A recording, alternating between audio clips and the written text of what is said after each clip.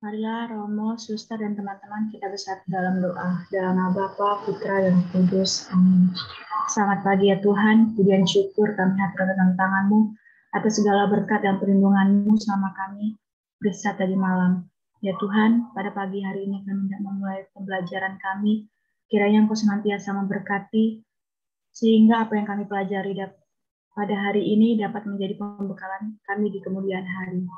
Berkati juga Romo yang mengajar kami pada hari ini, kiranya Engkau senantiasa memberikan kesabaran dalam membimbing kami. Agar Tuhan, segala doa dan permohonan ini kami serahkan dalam tangan-Mu demi kemuliaan-Mu yang sepanjang masa. Amin. Dalam nama Bapa, Putra, dan Roh Kudus. Amin. Terima kasih Mbak Fiona sudah membantu kita dengan mengawali minggu ini dengan doa. Mudah-mudahan kita semua dapat berkat melimpah ya. Rekan-rekan, pada pagi hari ini kita akan berbicara sebuah tema yang baru. Minggu-minggu sebelumnya kita banyak bicara tentang doa. Nah, pagi hari ini saya akan mengundang kalian untuk memberikan perhatian pada tema devosi ya. Nah, saya kira baik ya kita selalu mengingat bahwa ketika kita bicara dengan doa dan juga devosi, kita terutama memberikan perhatian pada pengalaman umat. Jadi bukan doa versi para teolog ya, atau terbatas para rohaniwan, tetapi terutama kita ingin mendengarkan pengalaman-pengalaman umat dan kalian yang mewakili ya dalam hari tertentu di kelas ini representasi umat. Maka kita akan ngobrol-ngobrol dengan kalian dan pagi hari ini kita akan melakukan close reading of the text ya. Close reading of the text, terutama nanti kalau kalian mengerjakan skripsi, ini akan menjadi bagian yang sangat penting. Jadi dokumen petunjuk untuk katekese, sebuah dokumen yang sangat baru ya, terutama terjemahannya dalam bahasa Indonesia. Kita akan coba lihat dan saya akan meminta kalian untuk menafsirkan apa yang dikatakan di dalam dokumen itu, apa yang kita bisa belajar dari dokumen itu. Maka saya minta kalian menyiapkan teksnya, pastikan ada di tangan kalian, sehingga nanti ketika saya meminta kalian untuk membaca, kalian udah siap ya. Mari kita awali kuliah kita dengan sebuah lagu yang sangat populer ya di kalangan umat terkait dengan doa dan devosi ya.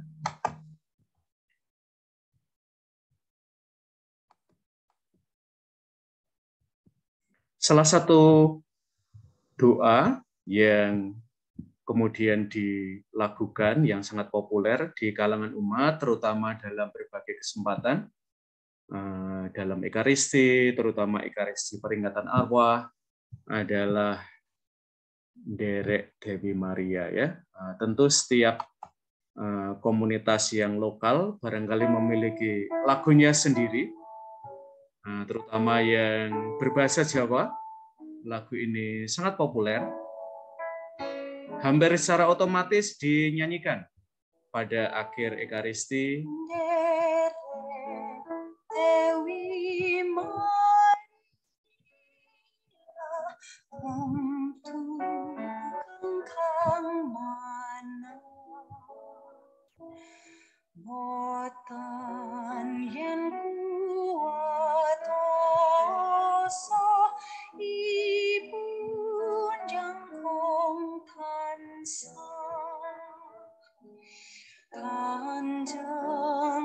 Nanti saya akan minta kalian yang bisa bahasa Jawa untuk merangkum isi lagu ini. Sang Dewi, Sang Dewi, mangestonono, Sang Dewi, Sang Dewi, mangestonono.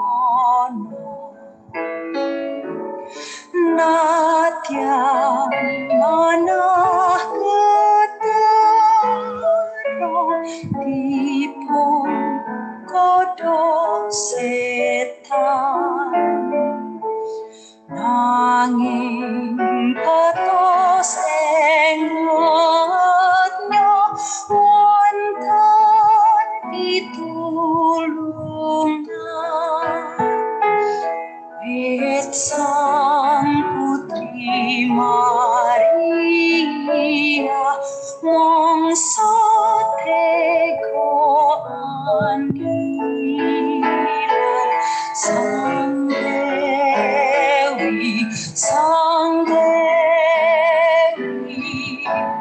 mangestono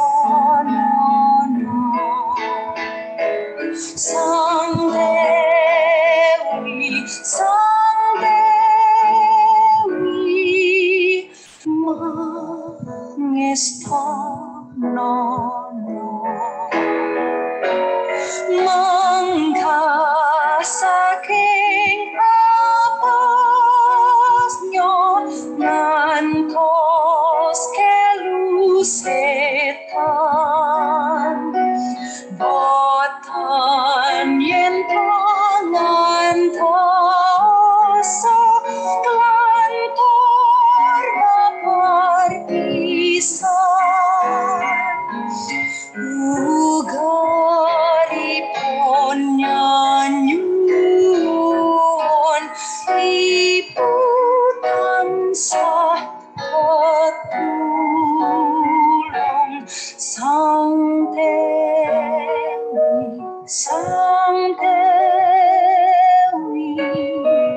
mangestono Sang Dewi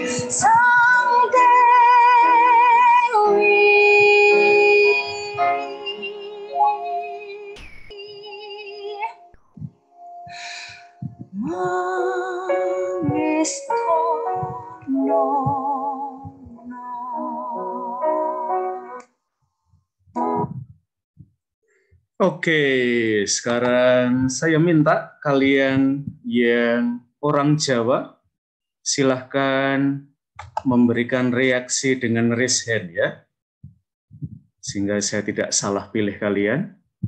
Nah, tentu Fitri Yulia Sinaga, Batak ya, jelas ya. Tetapi mungkin nama-nama lain tidak otomatis bisa saya kenali etnisitasnya. Norbertin ya, kelihatannya juga Batak. Jadi tidak akan saya minta untuk berbagi makna lagu ini apa. Ya, ada yang dari Lampung ya, Palembang. Yuk. Langsung silahkan memberikan reaksi ya dengan raise hand. Mudah-mudahan udah bisa ya, udah lama kita kuliah daring ya.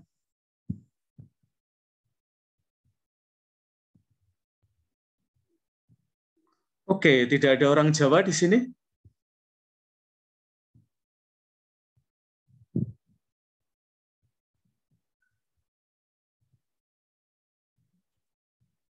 Oke, saya. Ya, yuk Aditya, Priyaji.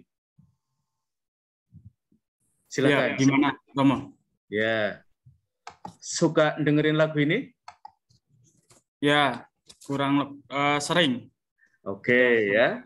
Mungkin catatan awal saya adalah ketika kita belajar metode tafsir kitab suci, kita belajar salah satu metode adalah metode literer ya.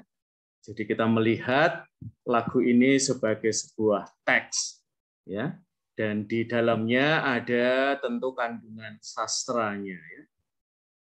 Lalu dengan kandungan literer itu kita lebih punya kepekaan untuk membaca teks ini, tetapi juga ada resikonya, ya, bahwa keindahan lagunya kadang-kadang menjadi hilang karena kita memotong-motong teks itu, ya, dengan perangkat literer yang kita miliki. Nah, yuk Aditya, lagu ini menarik buat kamu di mana sih sebenarnya? Ya, terima kasih Romo. Mungkin saya artikan terlebih dahulu ya Romo, supaya Oke. teman-teman yang lain bisa mengerti. Oke, silakan. Sedikit banyaknya saya minta maaf. Untuk Derek Dewi Maria tentu gengkang manah itu kurang lebih artinya mengikuti Maria tentuku bahagia. Kemudian boten yen kuat toso ibu jangkung tansah. Tak pernah kuragukan Bunda Maria sebagai perlindungan. Kanjeng Ratu ing swarga ambo sumarah samyo. Ratu surga Maria kami hanya berpasrah. Nah, dari situlah saya mengambil menarik sedikit banyaknya bahwa kepada Maria kita dapat berpasrah. Apapun yang kita alami, kita serahkan kepada Bunda Maria selain kepada Yesus sendiri. Begitu Romo kurang lebihnya. Oke, Aditya lebih gampang otomatis ya, berdoa pada Maria atau pada Allah Bapa atau pada Yesus. Nah, jangan khawatir, ini tidak akan dilaporkan ke Vatikan ya. Tetapi kita ingin ini ya, teman-teman, sejauh mana sih kedekatan kita dengan sosok-sosok itu ya. Dan itu seringkali juga secara otomatis ya dalam doa kita mengalamatkan doa kita kepada Bunda Maria atau melalui Bunda Maria. Ini kadang-kadang jadi debat para teolog ya, soal nanti formulasinya ya. Tetapi Aditya sendiri dalam hidup rohani kamu ya, berdoa kepada Maria gampang nggak sih dalam pengalaman kamu? Dan kalau gampang mengapa? Kalau sulit mengapa? Ya, untuk gampang atau sulitnya itu sebenarnya tergantung pada pribadi masing-masing, Romo. Pernah beberapa kali untuk mencoba, khususnya novena yang juga bersangkutan dengan Bunda Maria, itu juga kita terkabulnya juga cukup lama, begitu Romo. Tetapi untuk lebih ke siapa kita berdoa, saya berusaha untuk mengimbangi antara Yesus juga Maria, begitu Romo. Oke, kalau dengan Maria ya, kita memohon pertolongan, lalu kamu mengalami bahwa pertolongan melalui Bunda Maria itu seringkali waktu tunggunya panjang ya, Aditya ya. Kamu sempat kehilangan iman begitu, kehilangan faith ya, dalam arti dijawab nggak sih sebenarnya? Ada nggak pengalaman seperti itu? Kalau ditanya mengenai pengalaman seperti itu, tentu saya pernah mengalami ketika, ya pasti ketika kita sering berdoa, tetapi doa itu juga tidak kunjung dijawab, tidak kunjung diberikan balasan, pasti kita akan putus asa, tetapi itu hanya mungkin pada awal saja. Ketika nanti kita sudah mengetahui hasilnya, kita akan mengulangi, tetapi tidak akan putus asa lagi, begitu Romo. Oke, terima kasih. Suster Norbertin, apakah pengalamannya mirip dengan Aditya? Kadang-kadang ada delay dari Bunda Maria dalam mengabulkan permohonan kita ya. Apakah suster juga mengalami atau suster kayak jalan tol ya? Doanya langsung sampai, langsung dibales, langsung dikabulkan? Ya, baik Romo. Selamat pagi Romo dan teman-teman. Kalau dari saya, ketika saya berdoa, Bunda Maria itu, maksudnya saya bukan berdoa untuk Bunda Maria ya. Jadi saya itu berdoa kepada Allah melalui perantaraan Bunda Maria. Begitu Romo. Bukan saya semata-mata berdoa kepada Bunda Maria. Bunda Maria itu bagi saya secara pribadi hanya sebagai perantara. Nah, ketika itu, ya tentunya ketika kita berdoa tidak instan, itu langsung dikabulkan begitu. Ya, dan juga ketika berdoa pun tidak melulu hanya memohon, tetapi bagaimana bersyukur lalu memuji Allah sendiri. Tentunya semua ada waktunya, seperti kata pengkhotbah kami para pengkhotbah, sungguh-sungguh menghidupi itu semua ada waktunya dan tentunya akan indah pada waktunya. Jadi poin yang saya inikan bahwa berdoa itu saya bukan kepada Bunda Maria, hanya perantara Bunda Maria. Berdoa kepada Allah. Lalu poin yang kedua, ketika saya berdoa itu tidak instan apa yang saya minta langsung dikabulkan. Lalu yang ketiga itu poinnya bahwa semua apa yang kita minta itu pasti akan indah pada waktunya, tidak langsung begitu, Romo.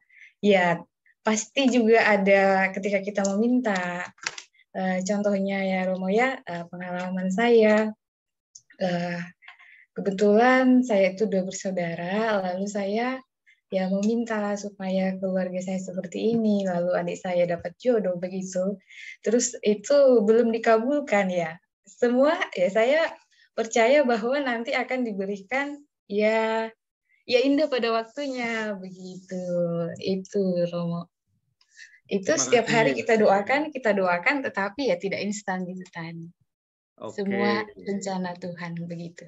Ya, catatan pertama saya adalah barangkali nanti kalau kita ketemu umat ya, umat barangkali pemahamannya doa ya, misalnya ya umat berkata, oh saya berdoa pada Bunda Maria ya, mungkin itu grammatically incorrect ya, tetapi tidak harus juga langsung kita pukul ya, umat harusnya berdoa melalui Bunda Maria, bukan kepada Bunda Maria ya. Nah, kesalahan umat itu harus lebih hati-hati ya kita nilai ya. Karena barangkali yang diungkapkan tidak bisa mengatakan ya kedalaman spiritual umat ya, dan nanti itu alasan kita mengapa kita perlu belajar spiritualitas rakyat ya, kesalehan umat dan seterusnya. Karena barangkali nanti secara grammar ya, secara tata bahasa itu enggak benar gitu ya. Tetapi bukan itu yang mau dikatakan umat ya, bahwa Bunda Maria itu punya tempat yang sangat istimewa ya, sehingga barangkali secara grammar tidak incorrect ya. Tapi sebenarnya yang dimaksud itu itulah yang correct ya. Lalu yang kedua adalah ini yang kadang-kadang ditanyakan suster ya. Novena itu istilahnya dalam diri umat ya kadang-kadang dipahami sebagai paket kilat ya. Jadi pokoknya kalau kita lagi mentok dalam hidup kita, lalu kita berdoa novena ya, sehingga Tuhan itu segera menjawab ya. Nah, suster setuju tidak?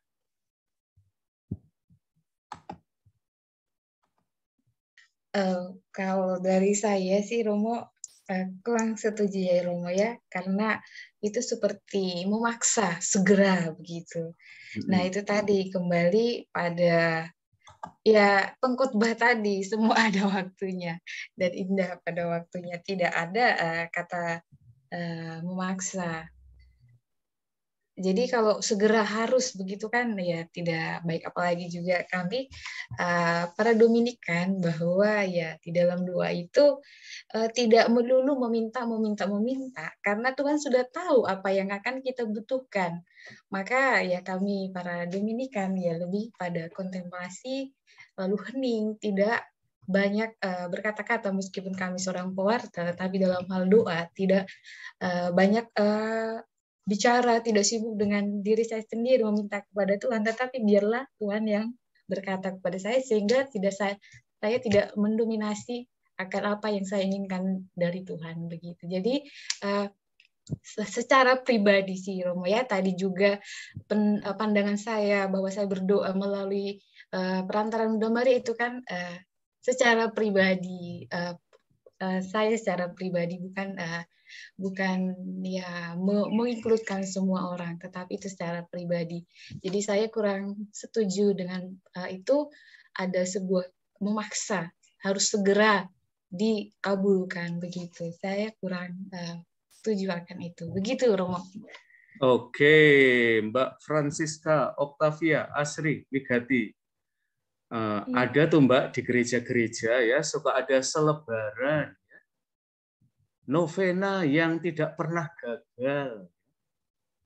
Ini sangat populer di banyak gereja dan selalu dengan tambahan pesan ya, yaitu mohon difotokopi dan dibagikan kepada sebanyak mungkin umat ya, sehingga kertas-kertas itu berserakan di gereja ya, karena setiap orang yang dapat pesan itu kemudian keluar fotokopi ya, dan fotokopinya nggak sedikit ditaruh di gereja yang sama ya, sehingga akhirnya seluruh gereja penuh dengan kertas-kertas novena yang tak pernah gagal ya, dari Yudas Tadius itu ya. Nah, itu doa yang maksa nggak sih, Mbak? Atau boleh-boleh saja ya? Baik, Romo. Untuk pemaksaan atau bukannya itu menurut saya tidak ya, Romo. Karena di sini saat doa itu kan umat terlibat begitu. Nah, keikutsertaan umat tersebut bergantung pada diri mereka. Apakah itu mereka itu terpaksa atau tidak. Tapi kalau saya sendiri sebagai umat itu tidak, Romo. Karena itu merupakan kebutuhan kami sebagai anggota gereja. Begitu, Romo. Terima kasih. Oke, pernah doa novena nggak sih, Mbak Francisca Octavia? Nah, Romo. Ya, pernah nggak terkabulkan? Puji Tuhan, selama saya doa novena dari yang sebelum-sebelumnya itu terkabulkan. Oke, kok sampai dibela-belain doa novena, Mbak Octavia? Memang permohonannya apa sih? Kalau saya sendiri itu permohonan itu kan sebuah harapan ya, Romo. Nah, untuk mendapatkan harapan tersebut itu kan ada usaha. Nah, di situ adalah novena 9 hari. Nah, saya sering itu di saat saya merasa ingin menggapai sesuatu. Seperti kemarin itu pas semester 3 untuk masa-masa ujian akhir semester. Di situ saya memohon bukan untuk nilainya bagus gitu, namun menginginkan usaha saya agar rajin belajar, semangat begitu. Maka saya percaya dengan saya semangat dan rajin belajar, saya dapat menghasilkan nilai yang terbaik. Begitu, Romo. Oke, pantesan Mbak Octavia, saya tuh kok merasa ya waktu koreksi karya kamu itu kok ada sesuatu yang apa ya tidak kelihatan. Kok sepertinya papernya ini disertai dengan novena ya. Sehingga itu membuat saya apa ya hati-hati sekali dalam menilai papernya Mbak Francisca Octavia ya.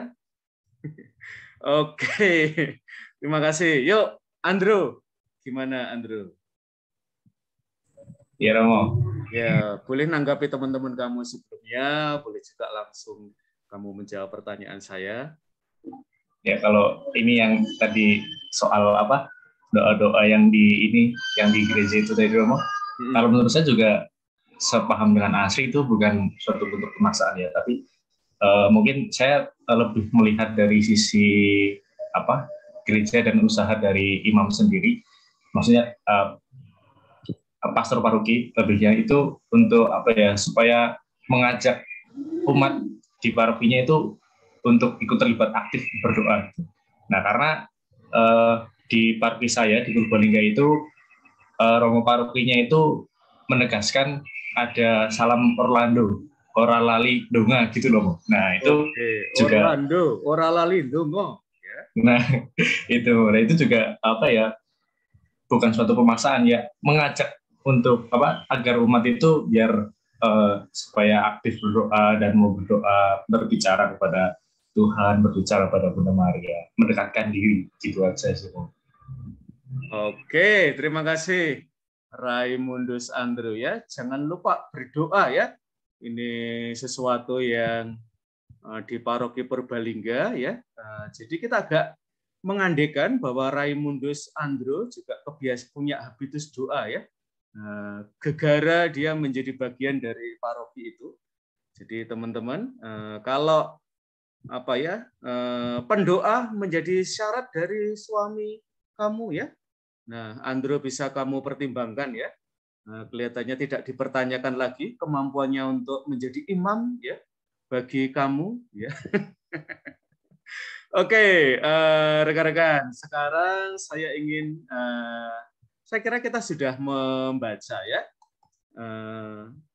terutama nanti melalui kuliah kalian ya, yaitu kuliah pengantar teologi Kristiani. Nah, sekarang saya ingin kalian melakukan close reading of the text. Mbak Francisca Nandita Puji Astuti, silahkan dibaca dulu, Mbak.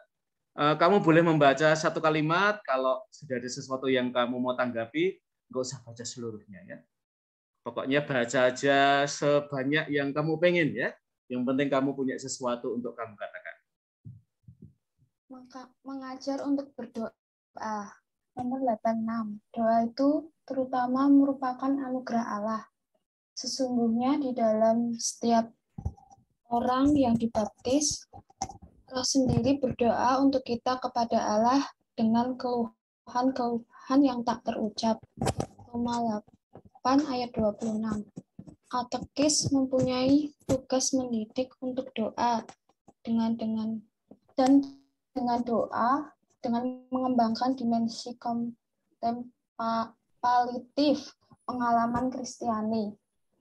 Perlunya mendidik untuk berdoa bersama Yesus Kristus, dan setiap dia belajar berdoa bersama Yesus adalah berdoa dengan perasaan yang sama, dengan yang dia tunjukkan kepada Bapa, sembah sujud, pujian, ucapan syukur, kepercayaan kepada seorang anak, doa permohonan, dan kekaguman akan kemuliaannya. Tuhan sendiri mengajarkan kita untuk berdoa dengan keyakinan kita akan Yesus Tuhan melalui pengalaman iman Kristiani. Dalam berdoa itu kita pasti ada ucapan syukur, permohonan dalam diri kita masing-masing, seperti minta kesehatan atau kelancaran dalam studi. Jadi di sini kita mengambil makna mendidik untuk berdoa bersama Yesus Kristus dan seperti belajar bersama Yesus. Nah, di sini sebagai umat Katolik kita berusaha untuk terus berdoa kepada Tuhan Yesus dengan tulus, yakin, penuh percaya agar doa kita dikabulkan. Tapi seperti yang dikatakan Suster Nubertin, tidak langsung dikabulkan karena perlu proses, terus keyakinan, kepercayaan kita dalam menyampaikan doa, dalam berdoa itu ngomong dan teman-teman. Oke ya, menggarisbawahi yang disampaikan oleh Suster Nubertin tadi, bahwa kalau kita berdoa bersama Yesus, ya, yang ditujukan kepada Allah Bapa, Yesus itu berdoanya ada beberapa ya, ada ungkapan sembah sujud, ya, ada pujian, ada ucapan syukur, ada kepercayaan kepada Bapa, seperti kepercayaan seorang anak kepada Bapak atau orang tuanya. Lalu ada permohonan dan kekaguman akan kemuliaannya. Dan itu semua kalau kita melihat dalam doa Bapa kami, itu semua ada ya. Barangkali beberapa hal lebih eksplisit, beberapa hal lebih implisit. Oke, Suster Maria Cecilia, apa yang Suster bisa baca di sini? Di nomor 86.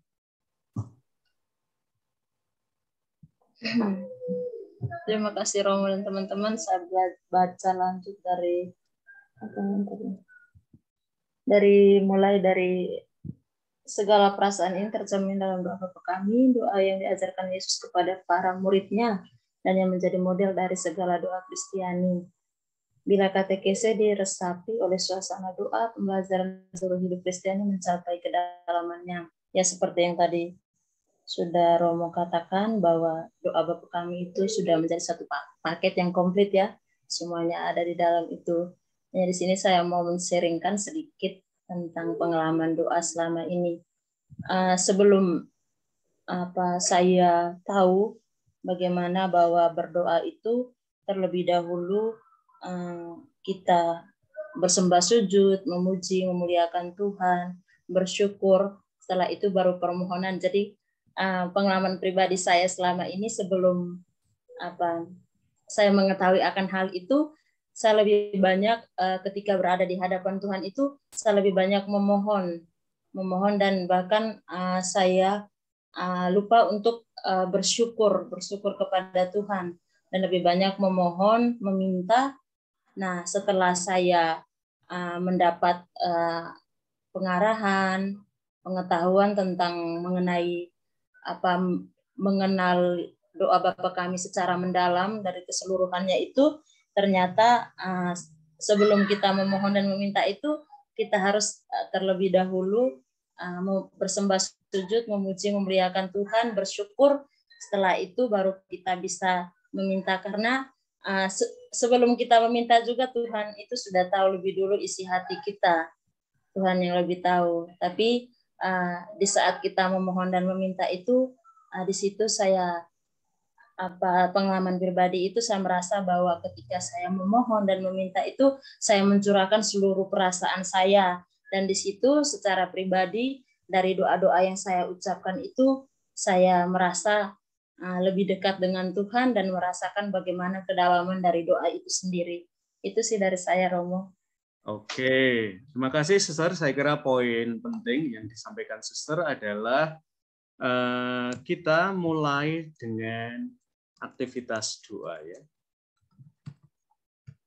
Dan kemudian setelah itu, terutama setelah kita mendapatkan pendidikan ya, entah melalui pendampingan iman anak atau remaja atau orang muda atau dewasa atau lansia ya, kita lama berangsur-angsur ya memperhatikan juga craft doa ya, juga art doa. Craft ini bukan keju ya, bukan merek keju ya. Craft ini adalah kita mulai memperhatikan ya bahwa doa itu ada alur tertentu, ada strukturnya, ya, ada subjek, predikat, objeknya, keterangannya, dan seterusnya. Itu craft ya. Jadi kita mulai menyusun doa itu dengan kesadaran penuh ya, bahwa misalnya ya doa ini akan sampai pada destinasinya ya. Lalu apalagi nanti kalau doa itu ada batasan waktunya, lalu kita mulai mempertimbangkan ya agar doa kita itu ketika waktunya selesai memang sudah sampai destinasinya. Itu adalah craft ya. Lalu artnya adalah sisi yang lebih seni ya, bahwa doa itu ada unsur seninya juga. Dan ini melampaui sisi yang craft ya, sisi seni itu. Melampaui craft ya. Seni itu barangkali ada momen-momen di mana doa kita barangkali akan lebih banyak berisi keheningan. Dan di sela-sela keheningan itu ada permohonan atau syukur atau kekaguman yang kita lantunkan kepada Allah. Dan ini kita harapkan ya ketika seseorang, tentu kalian ingat ya teori perkembangan iman ya menurut James Fowler ya. Boleh saja ya. Saya kira beberapa dosen mestinya sudah menyebut nama ini ya. Bahwa semakin dewasa kita, iman kita juga dewasa ya. Semakin dewasa usia kita, iman kita juga diharapkan lebih dewasa ya. Sehingga nanti kita tidak selalu bertumpu pada buku doa ya, tetapi kita bisa lebih berdoa secara pribadi ya, dan bahkan nanti hidup kita itu lebih terbuka ya untuk orang lain ya. Jadi tidak hanya berdoa untuk diri sendiri, melainkan juga untuk orang lain. Oke, saya akan bertanya secara spesifik karena di sini sebenarnya ada di dalam pengantar teologi Kristiani ya, seringkali tegangan antara usaha manusia dan rahmat. Di mana dalam teks ini kita melihat ada tegangannya. Suster Gasparin. Teologi rahmatnya ada di mana? Di dalam kalimat-kalimat tentang doa.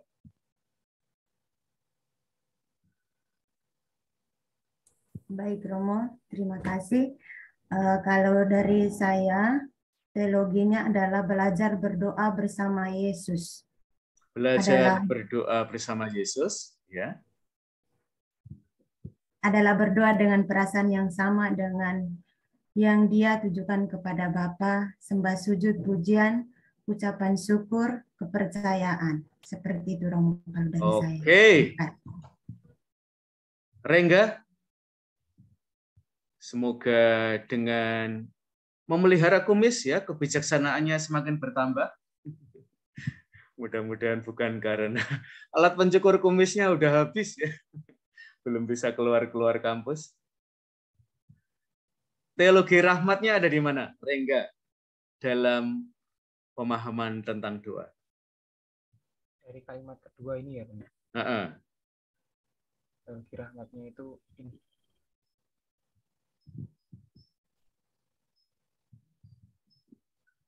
Ini, belajar berdoa bersama Yesus adalah berdoa dengan perasaan yang sama dengan yang ia tunjukkan kepada Bapa. Oke. Yesi. Sister. Kalau saya lebih kepada Roh Kudus itu berdoa untuk kita kepada Allah. Berdoa kepada Allah. Yosef Gustawan.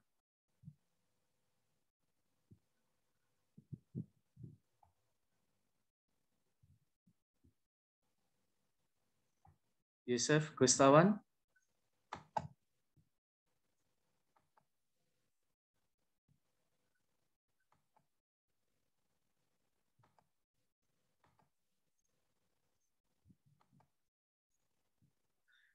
Fitri Yulia Sinaga. Oke Romo, kalau dari saya sendiri itu katekesi mempunyai tugas mendidik untuk doa dan dengan doa dengan mengembangkan dimensi kontemplatif pengalaman Kristiani. Oke, kita masih mencari jawaban yang tepat ya. Natalia, Christine. Teologi rahmatnya ada di mana? Kalau saya diperlulah mendidik untuk berdoa bersama Yesus Kristus dan seperti Dia. Oke, Novi Mone. Baik Romo, kalau saya pribadi di situ ada kalimat doa itu terutama merupakan anugerah Allah Romo. Ya, itulah yang benar. Doa itu terutama merupakan anugerah Allah. Nah, itu teologi rahmatnya ada di situ. Dan kemudian disambung, sesungguhnya di dalam diri setiap orang yang dibaptis, Roh sendiri berdoa untuk kita kepada Allah dengan keluhan-keluhan yang tak terucapkan. Jadi nanti dalam pengalaman doa kalian, baik usaha manusia maupun rahmat Allah itu kerja bareng ya di dalam aktivitas doa itu. Maka seringkali kita mengalami dalam pengalaman doa kalian, ketika kita ada momen-momen speechless ya di dalam doa, kok saya akhirnya bisa juga, padahal saya merasa bahwa dengan kemampuan manusiawi saya nggak bisa doa lagi, saya mentok ya, saya kehilangan kata-kata lagi untuk bisa bicara dengan Allah. Dan kemudian pada momen itu rahmat Allah masuk di dalam pengalaman doa kita. Semacam lidah kita yang seperti terkunci ya, lalu dibuka pelan-pelan sehingga kita akhirnya bisa lanjut dengan doa dan bahkan menyelesaikannya. Nah, pengalaman itu yang di dalam petunjuk untuk katekese ini lalu kemudian mendapatkan tekanan ya bahwa doa itu selain usaha kita manusia juga merupakan anugerah Allah. Nah, itu yang paling penting ya.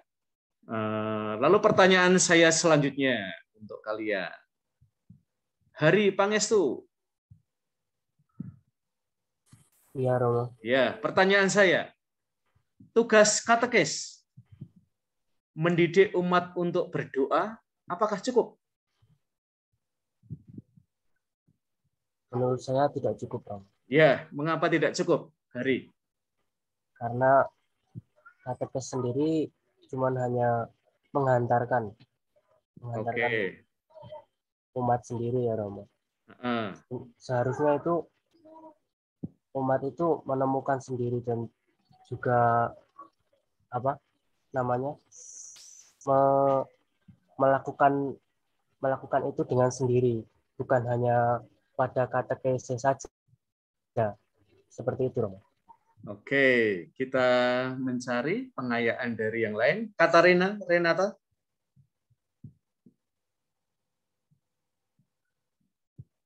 Cukupkah seorang katekis mengajar katekumen untuk berdoa? Kalau cukup alasannya apa? Kalau tidak cukup alasannya apa? Menurut saya sama seperti Hari, Romo. Gimana? Belum cukup. Belum cukup karena?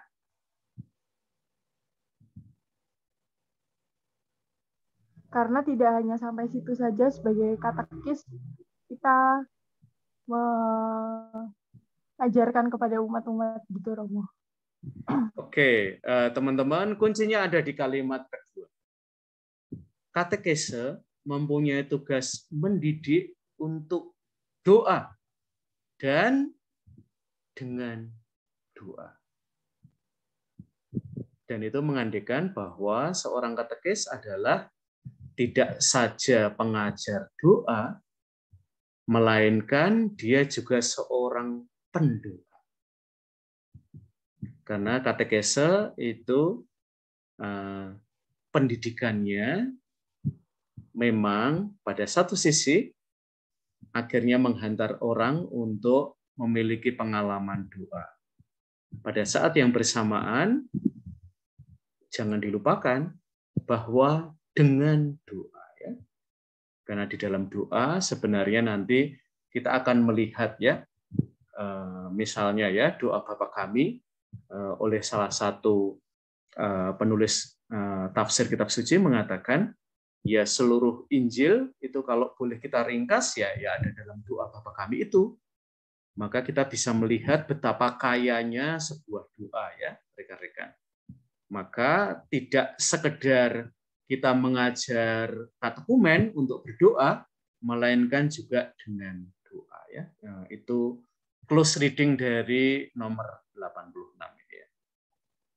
Oke, sekarang kita akan masuk ke bagian yang kedua dari tema pembicaraan kita, yaitu devosi. Ya, mudah-mudahan saya tidak salah buka filenya ya. Salah buka file kalau ini ya. Kita akan masuk ke devosi ya. Ini juga sebuah lagu yang sangat populer dinyanyikan oleh Mbak Aci yang sama yang tadi kita lihat wajahnya. Ini diproduksi di Paroki Santo Antonius Kota Baru. Lahir dari pengalaman terutama Jalan Salib ya. Dan saat Yesus wafat. Di kayu salib Engkau tergantung hening sama seperti lagu yang pertama, pertanyaan saya untuk kalian adalah apa kekuatan lagu ini? Sehingga lagu ini yang awalnya digunakan sangat setempat di Kota Baru, sekarang ini dalam dramatisasi penyaliban Yesus hampir selalu dinyanyikan di banyak gereja, bahkan di luar negeri ya. Yang di sana tertambah menunggu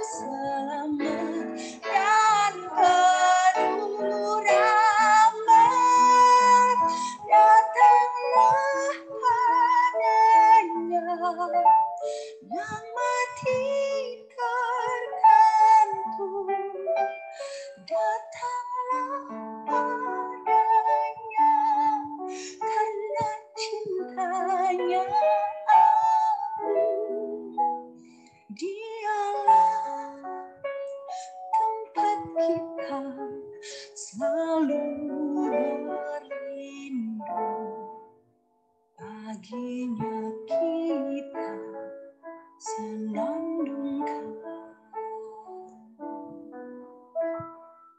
hidup.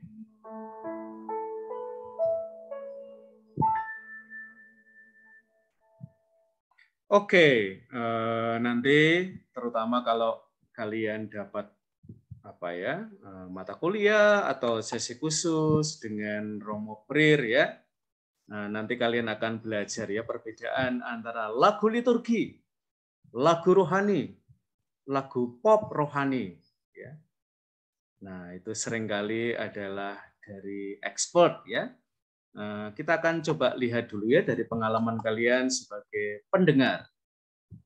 Oke, Mbak Tria dan Margaret. Yuk, apa kekuatan lagu ini? Menurut kamu sebagai pendengar ya atau penikmat?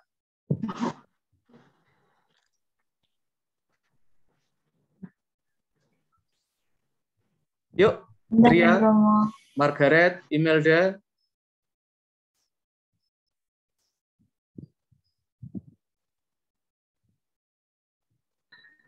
Ini menurut saya kekuatannya itu mengantarkan kita untuk lebih mengasihi Yesus, karena Yesus mengorbankan dirinya di kayu salib untuk menebus dosa-dosa kita, Roma. Seperti itu. Oke, ada kata-kata tertentu yang paling menyentuh dari lagu itu? Kalau kamu pas dengerin ya, karena bisa jadi lagu yang sama itu menyentuhnya pada bagian-bagian yang berbeda. Yang liriknya yang mengubah hatimu yang jahat seperti itu. Terima kasih. Oke, ya, Emi. Ya, Romo. Yuk, gimana lagu ini? Menyentuh kamu, tidak menyentuh?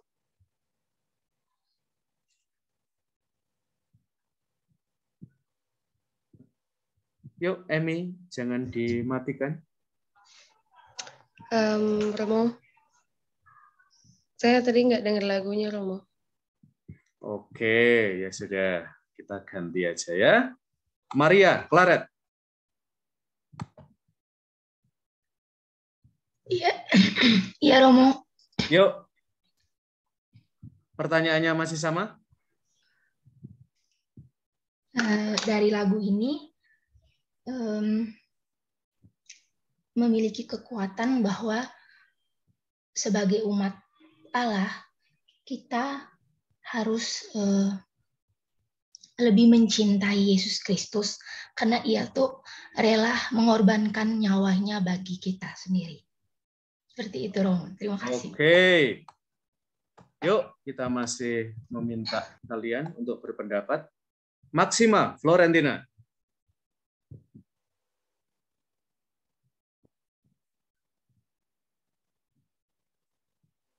Maxima Florentina. Romo, tadi tidak dengar lagunya, Romo. Oke, kita lewati ya, karena kamu nggak dengerin ya.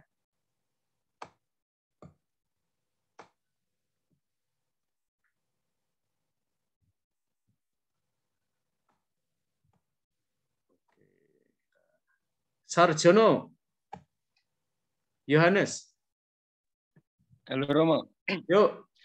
Dari lagu yang tadi sangat menyentuh saya yang tidak pernah berdoa ini, Romo. Oke, ya. Ini sebuah pengakuan ya. Memang wajah kamu itu mengesankan. Sepintas ya, Yohanes Sarjono ya. Lalu saat saya rasakan, saya coba dalam yang menyentuh saya tuh saat kata datanglah padanya karena cintanya. Gitu dong.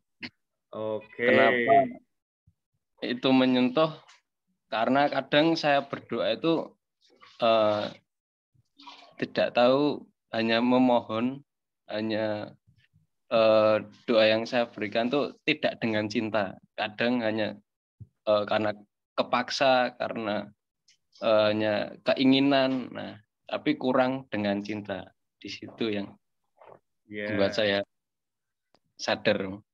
Ini Sarjono, saya menerima surat dari Komisi Liturgi, sebuah keuskupan besar. Saya kebetulan menjadi romo paroki ya, di sebuah paroki X ya, sebut saja ya, seperti saya menyebut Mawar ya.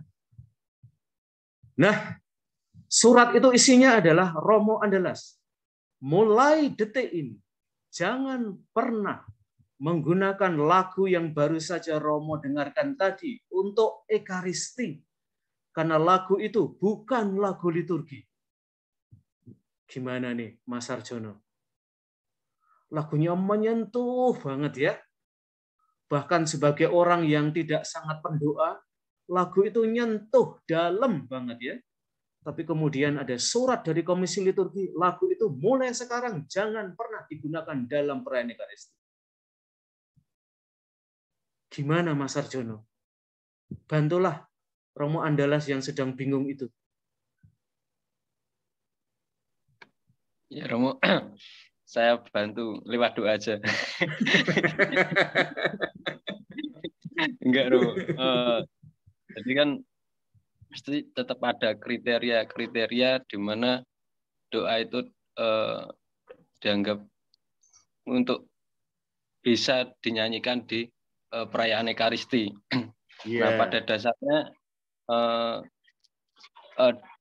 lagu sendiri kan mengantar umat dalam menghayati sebuah doa kan Romo, sebuah perayaan. Nah dari saya sebagai tim liturgi hanya ingin memastikan bahwa doa kan ada beberapa unsur yang penting seperti penghayatan, lalu kata-kata yang ada dalam lagu tersebut apakah mengantar kepada Yesus, dan kalau yang tadi melihat saya lebih kepada pengantar kepada Yesus. Nah, lagu tersebut pada dasarnya bisa digunakan di dalam lagu penutup. Kalau yang bisa digunakan, kalau lagu pembuka atau yang lain kan sudah ada, misalnya Kudus sudah ada, lalu lagu komuni juga bisa, lagu penutup juga bisa. Menurut saya bisa disisipkan di lagu penutup kalau tidak di komuni.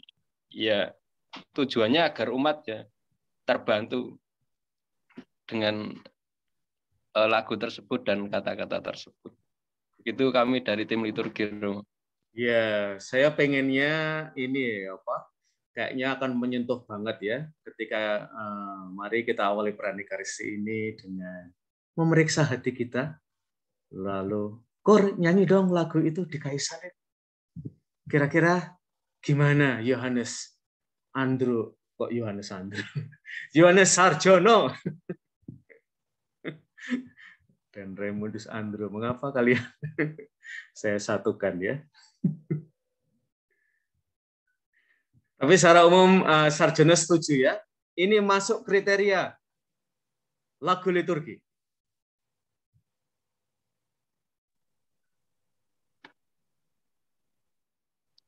Kalau secara kriterianya kan ya yang saya patokan adalah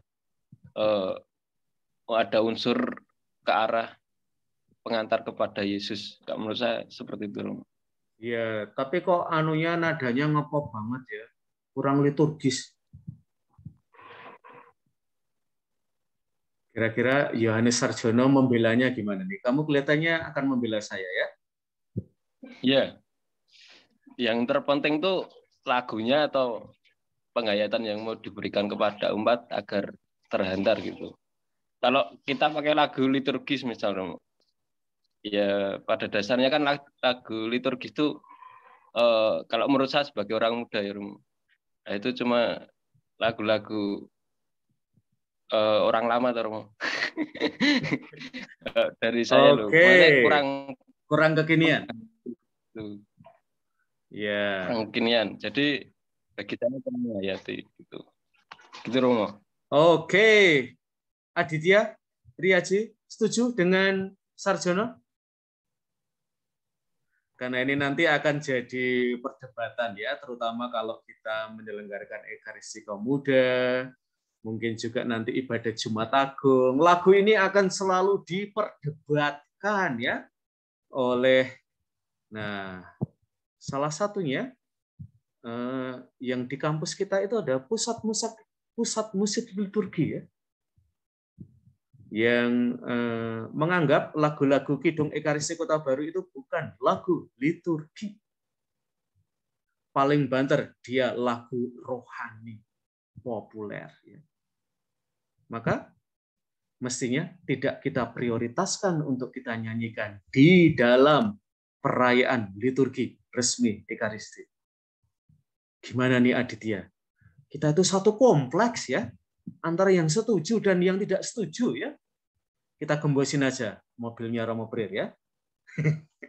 Tidak sekejam itu ya, teman-teman. Gimana Aditya?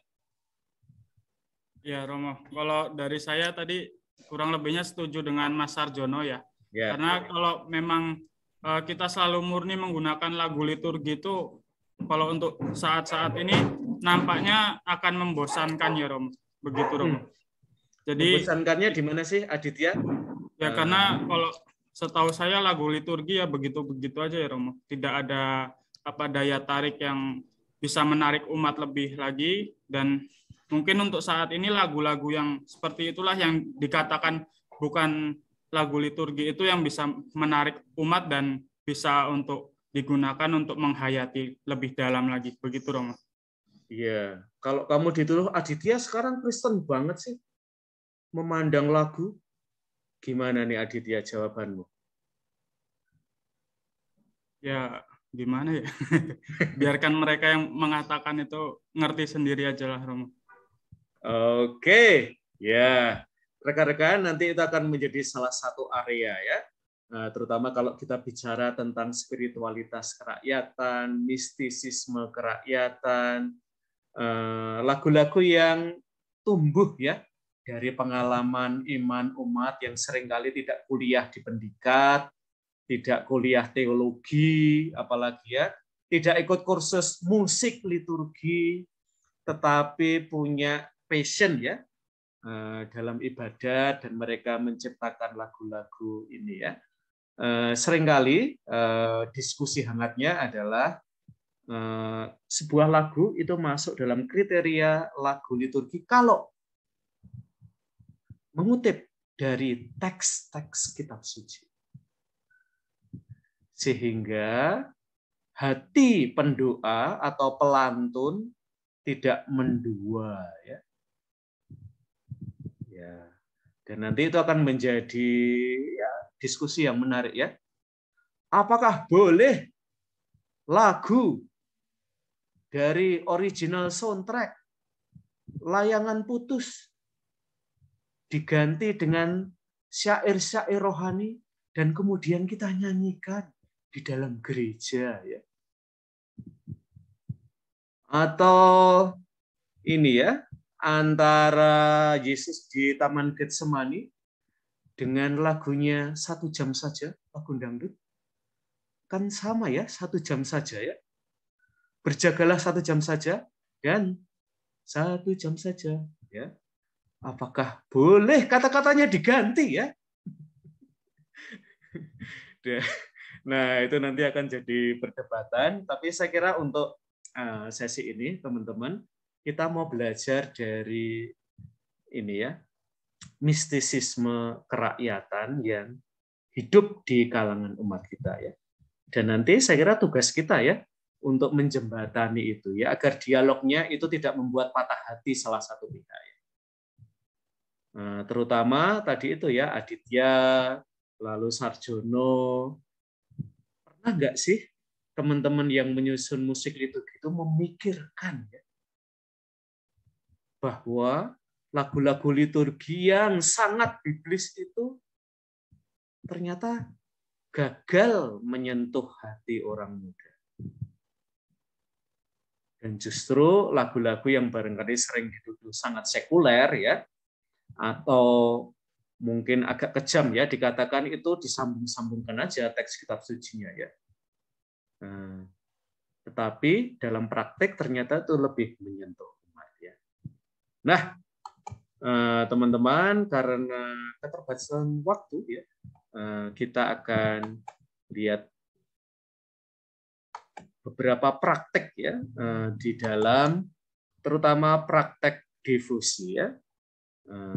Kita ke mana dulu ya? Ya, kita ke Filipina ya, rekan-rekan. Ini juga Paskah biasanya menjadi sebuah perayaan yang sangat kaya ya dengan spiritualitas kerakyatan.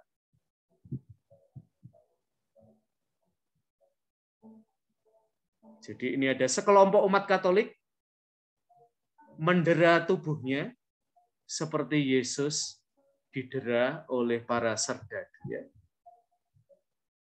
Jadi kisah Yesus memanggul salib itu dihadirkan kembali dan dihadirkannya se-real mungkin ya, teman-teman. Mereka benar-benar disalib ya. Benar-benar dipaku lagi tangannya.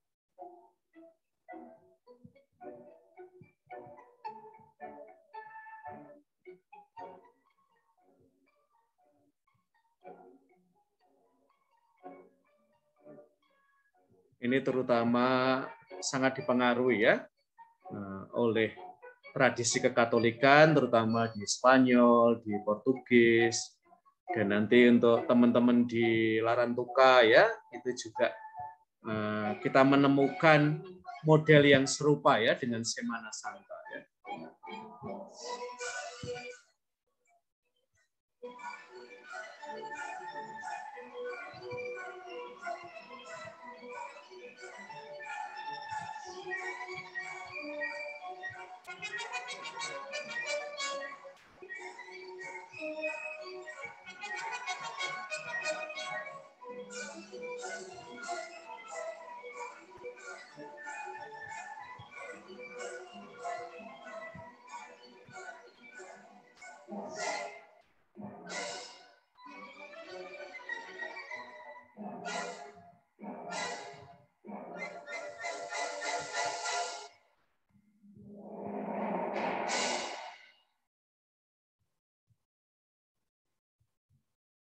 Ya, dan seperti yang kita lihat ya,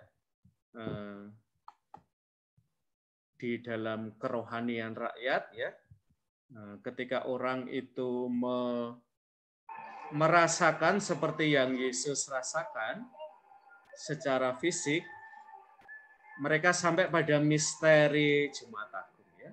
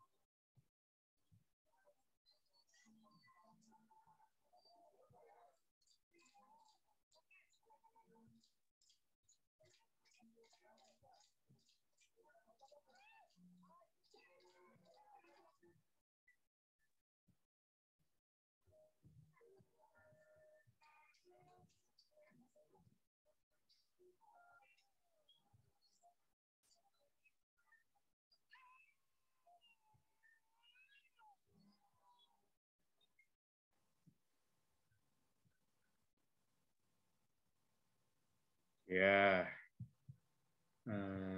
karena kita mungkin jarang-jarang ke Filipina ya, jadi kita menampilkan contoh yang dari agak jauh. Ini juga praktek yang sangat devosional di Filipina. Namanya adalah Pahalik.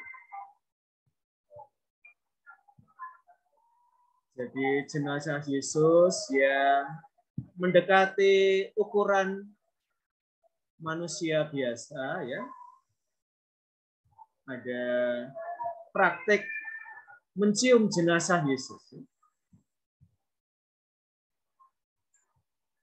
Kalau di tempat kita kan ini ya, mencium salib Yesus, ya. Kalau ini replika dari tubuh Yesus.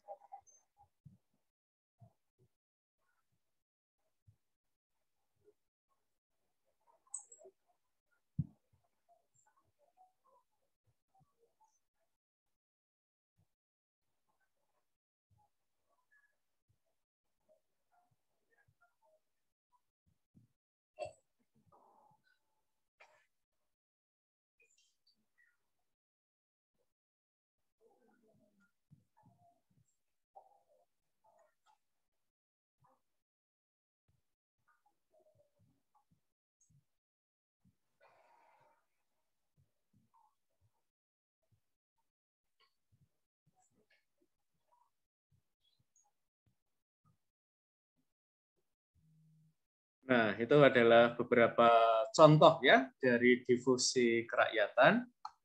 Nanti keterangan tentang difusinya silahkan kalian melihat dalam teks ya. Menurut saya dokumen yang sangat kaya dan seringkali ini mengatasi yang sebagian dari kalian tadi sebenarnya sudah mengatakan ya secara implisit atau eksplisit bahwa kadang-kadang liturgi Katolik yang resmi ya itu kadang-kadang jatuh dalam kata-kata ya. Sementara bahasa-bahasa yang lebih simbolik itu kadang-kadang kurang mendapatkan tempat ya. Dan difusi kerakyatan atau mistisisme kerakyatan atau spiritualitas kerakyatan justru memberikan ruang yang sangat lapang ya. Nah, salah satunya tentu adalah Minggu Suci ya, mulai dari Minggu Palma, lalu Kamis Putih, Jumat Agung, Sabtu Sepi, dan juga Minggu Paskah ya. Silahkan kalian membaca teksnya dan kalau ada pertanyaan minggu depan kita akan punya waktu ya untuk mendiskusikannya. Karena kadang-kadang di dalam gereja seperti diskusi kita tentang lagu tadi ya, ungkapan-ungkapan yang kerakyatan itu kadang-kadang oleh teolog ya, oleh ahli liturgi kadang-kadang dianggap ini ya, buang-buang waktu ya, tahayul, ini apa ya, ada praktek yang nggak benar nih di dalam gereja Katolik ya. Sementara untuk umat yang melakukannya ini sungguh-sungguh menghantar mereka untuk sampai pada perjumpaan dengan Yesus ya.